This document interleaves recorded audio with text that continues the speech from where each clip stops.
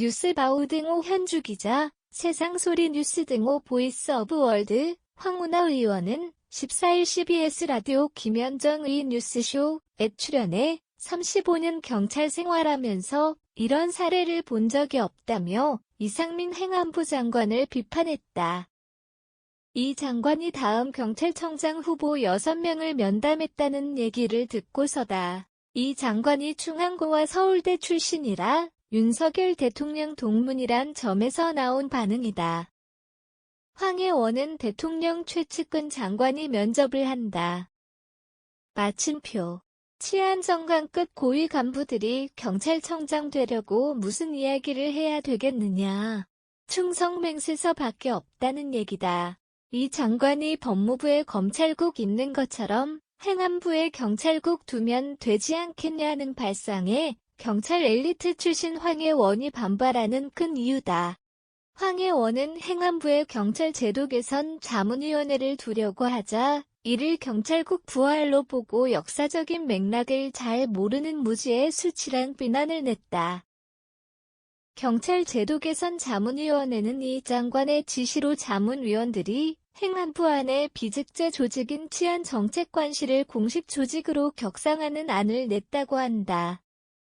이 장관은 과거 내무부 치안본부 지적에 경찰 업무의 99.9%는 일반 행정 업무다. 그런데 왜 거기는 독립을 해야 하냐며 황혜원과는 전혀 다른 입장이다.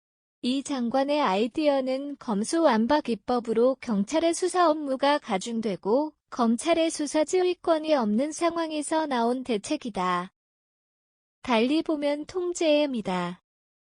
황혜원은 행안부 장관이 주체가 되려고 하는 것은 시대착오적인 발상이라며 기존 경찰위원회를 총리실 산하로 옮겨 실질적인 감독 권한을 부여해야 한다는 입장이다. 1991년 경찰의 정치적 중립성을 보장하기 위해 경찰위원회 기구를 만들었지만 제대로 민주적 견제, 감독 기능을 수행하지 못한다는 비판이 있다. 유명무실한 정도는 아니더라도 제 기능을 못해 행안부가 검수완박 입법으로 강화된 경찰 조직을 일정 부분 통제하려는 작업에 들어간 거로 이해된다. 검수완박이 경찰에겐 양날의 칼이 된 셈이다. 입법 추진의 역할이 컸던 경찰 출신처럼의 황혜원이 경찰의 중립성 확보에 오히려 독이 되나 싶다.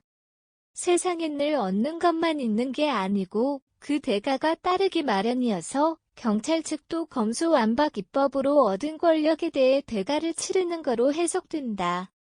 본격 경찰 길들이기에 나선 정부와 경찰이 삿바 싸움을 벌인 형국이다.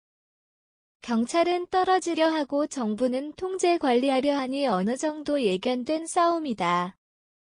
여소야대 정국이라 입법으로 이런 정부 움직임을 차단하려고 할 게 분명해. 황혜원의 반발은 시행령 정치로 전국 타개하려는 윤 정부에게 압박으로 판단된다. 황혜원은 경찰 내부 분위기는 굉장히 격앙되어 있다. 마침표.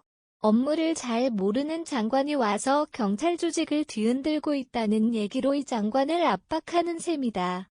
결국 경찰 조직의 독립성 문제인 만큼 정부가 이를 확보해줄 재정 지원과 제도 마련이 필요하지만 검수완박 입법으로 그게 어렵게 된 거로 파악된다.